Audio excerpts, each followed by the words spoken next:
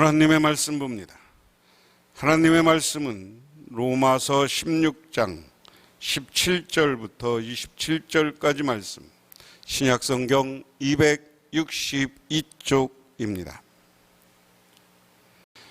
형제들아, 내가 너희를 권하노니 너희가 배운 교훈을 거슬러 분쟁을 일으키거나 거치게 하는 자들을 살피고 그들에게서 떠나라.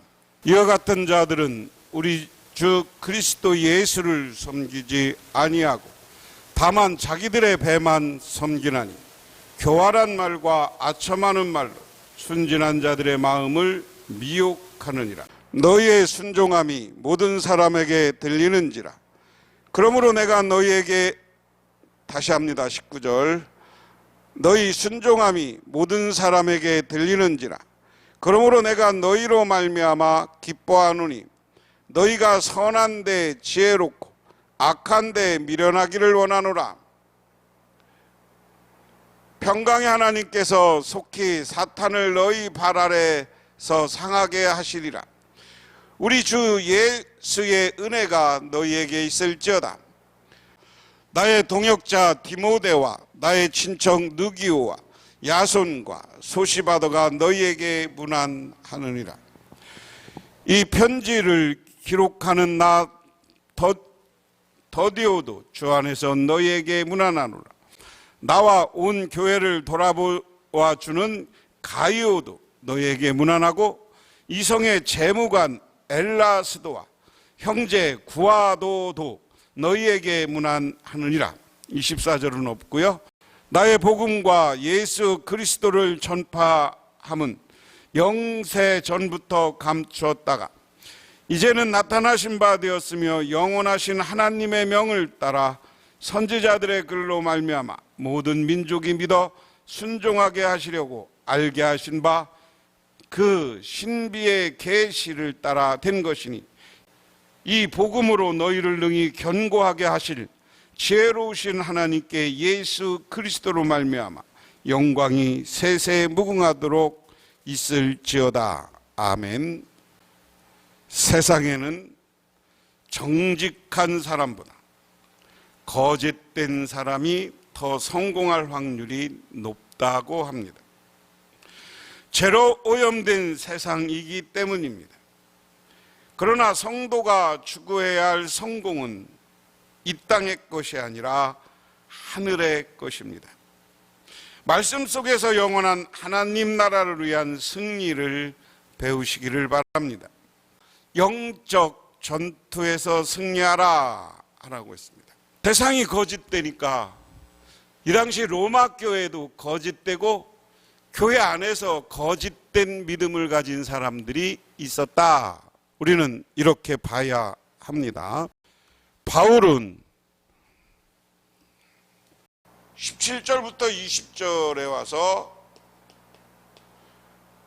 거짓 교사 이야기를 하면서 그들과 싸워 이기라는 거예요. 그 다음에 다시 21절부터 마지막 27절까지는 이 편지를 보낼 때 편지하면서 있는 이 로마 교인들이 알만한 지금 바울과 같이 있는 디모데를 비롯해서 고린도에 있는 고린도 교인들이 자신들의 이름을 대가면서 누구도 당신들에게 문안한다 이런 거예요. 그래서 어떤 학자들은 특별히 오늘 17절부터 20절은 사도 바울이 쓴 게 아니라 후세에 첨가한 게 아니냐 하고 하는 사람도 있어요. 근데 그렇게 보기는 어렵고요. 이 당시 사도 바울이 선교를 하고 다닐 때 늘 애먹었던 게 거짓 교사들이에요. 거짓으로 예수를 믿고 거짓으로 예수를 믿어서 그것처럼 무당처럼 돈벌이 하는 사람들이 그 당시에 많이 있었습니다. 그래서 오늘 17절에 뭐라고 하느냐, 형제자매 여러분, 내가 여러분에게 권합니다. 여러분이 배운 교훈을 거슬려서 분열을 일으키며 올무를 놓는 사람들을 경계하고 멀리 하십시오.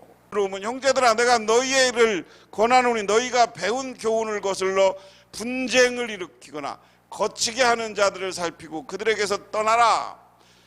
다시 말해서 교회에서 사도 바울이 앞에 쭉 논쟁한 이야기가 뭡니까? 어떻게 해야 구원받느냐. 여기 론자를 붙이면 구원론이에요. 어떻게 구원받느냐. 이게 구원받는 문제가 다 심각한 거니까. 이방인들은 세례받고 예수 믿으면 다 구원받는 거예요. 근데 세례도 중요한 건 아니고 예수 믿으면. 그런데 당시 유대인들은 어떻게 주장했습니까? 율법을 지키라. 근데 이방인들 중에 지식인들도 뭐라 그래요? 로고스. 우리로 얘기하면 철학이고요. 다른 말로 얘기하면 학문이요. 학문을 이런 철학과 학문으로 깨우치고 선하게 살아야 된다. 그런데 이것이 계속 갈등이었단 말이에요. 이 예수 믿고 구원받은 사도 바울과 이방인들, 예수 믿는 사람들과 유대인들과 이것 때문에 싸우고, 이방인 지식인들하고 싸우고, 이것 때문에 늘 다툼이 일어났어요. 심지어는 무슨 일이 있었어요? 제사 음식 갖고 먹어야 되느냐 말아야 되느냐 이거 갖고도 싸웠어.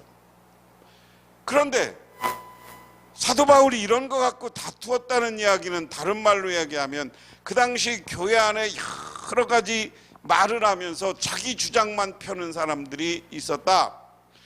그래서 오늘 사도 바울은 너희가 배운 교훈을 거슬러, 사도 바울은 너희가 배운 교훈이라는 건 뭐예요? 지금까지 로마서에서 쭉 자기가 신앙을 어떻고 구원을 어떻고 쭉 1장부터 13장까지는 그런 이야기를 했어요. 그리고 13장부터 이제 가정의 문제를 이야기했어요. 그런데 저는 이게 첨가된 게 아니라 사도 바울이 다시 한번 부탁하는 거예요. 다 글을 마치고 나서 다시 한번, 왜? 교회가 갈등하면 교회가 무너지니까 다투지 말라는 이야기예요. 싸우지 말라는 거예요. 서로 여기서 거슬리고 분열을 일으키면 그 사람하고 가까이 하지 말고 그 사람들도 교회에서 떠나고 그 사람들끼리 교회하라. 그리고 여러분들끼리 맘 잘 맞는 사람, 무난하는 사람끼리 모여서 교회를 해야 된다 하는 겁니다.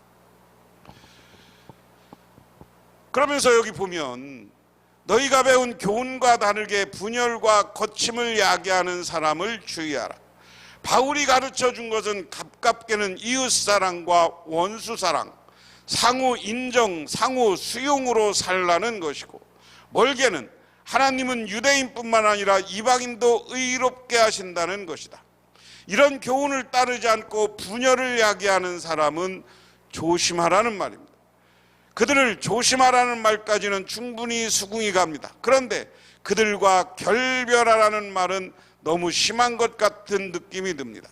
그들이 아무리 잘못해도 알려주고 깨우쳐주고 포용하는 것이 아닐까. 그것은 사랑으로 상호 수용에 부답하지 않을까. 그들이 그리스도인이라면 당연히 그래야 할 것이다. 하지만 그리스도인이 아니라면 바울의 권고대로 결별해야 된다. 오늘날 이런 사람들은 뭐예요? 이단이에요. 이단. 사이비. 여러분, 사이비랑 이단을 잘 분리하세요. 이단은 기독교인 것 같은데 기독교에서 벗어난 교리를 가르치는 게 이단이고요. 사이비는 종교 흉내는 내는데 사이비라는 건 비슷한 것 같지만 다르다는 거예요. 비슷한 것 같지만 다른 종교. 오늘날 많이 있잖아요. 무당들도 있고요. 무슨 자기가 무슨 영계에 떠드는 사람도 있고요. 이런 사람들 때문에 문제가 심각해지는 겁니다. 그래서 그런 사람하고는 아예 결별해라. 예수 믿는 사람이 점치고 어디 무당하고 이런 사람들하고 계속 따라다니지 말라는 이야기. 그러면서 18절에 뭐라고 하느냐.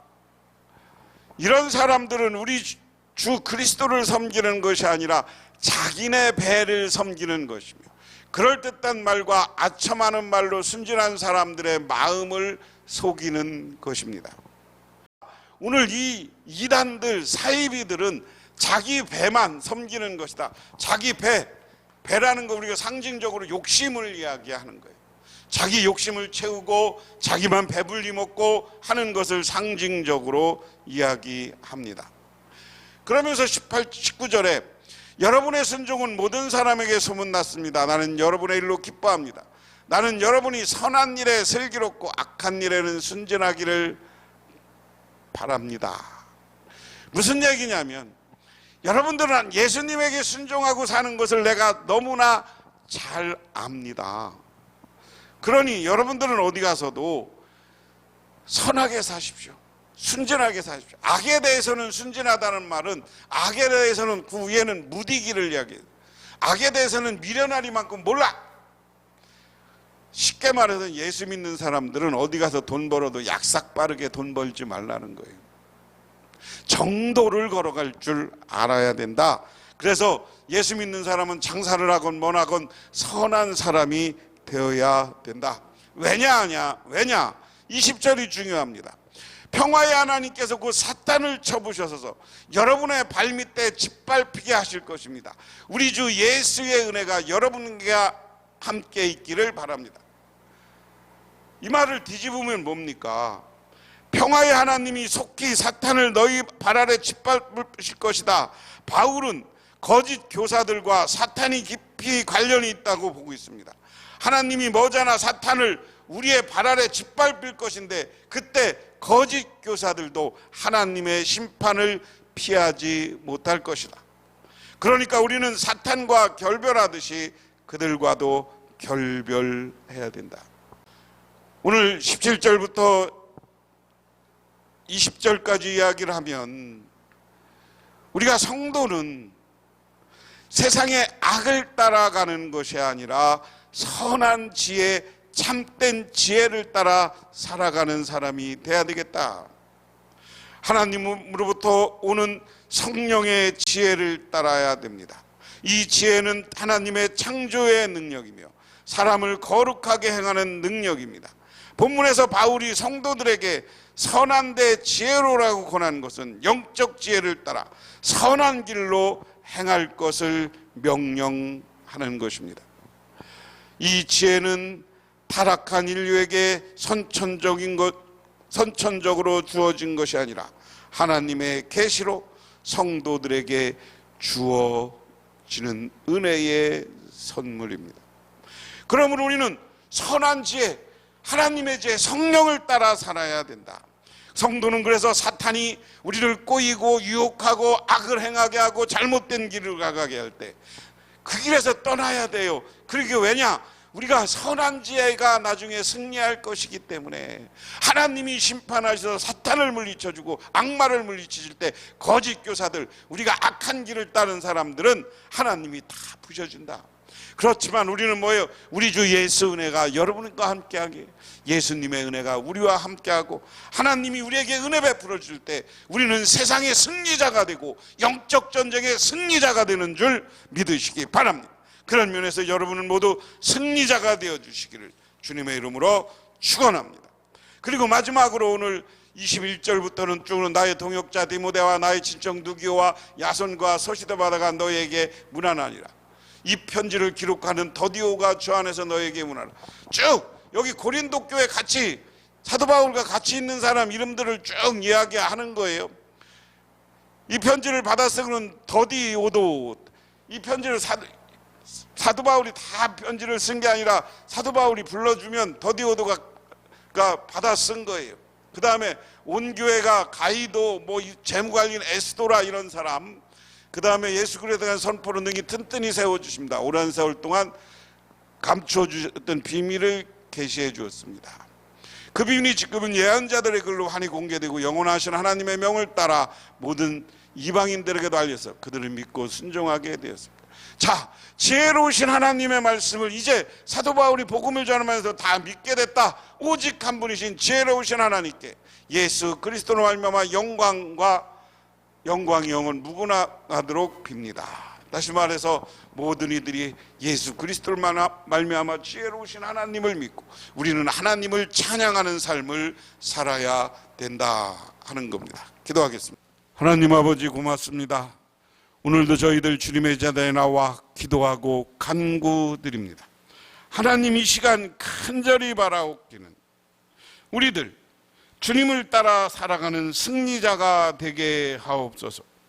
오늘 영적 전투에서 승리하고 우리가 하나님께 영광 돌리고 하나님을 찬양하는 삶을 살게 하옵소서. 예수님 이름 받들어 기도드리옵나이다. 아멘.